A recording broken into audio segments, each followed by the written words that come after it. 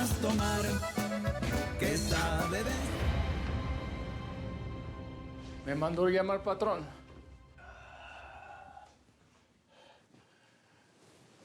Siempre te digo que eres casi igualito a mí. Pero para eliminar el casi, te tengo este regalo. Es algo que nos va a poner iguales. ¡Ábrela, cabrón! ¡No me hagas el feo!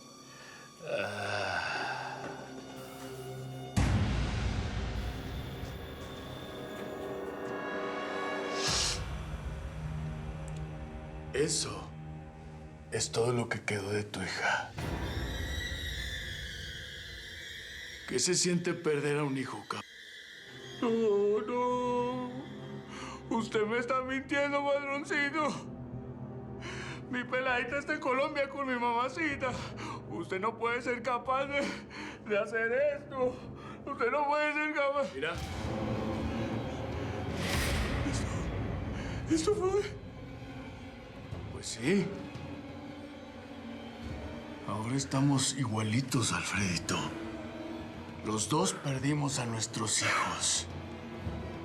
Es hembra de armas tomar, que sabe de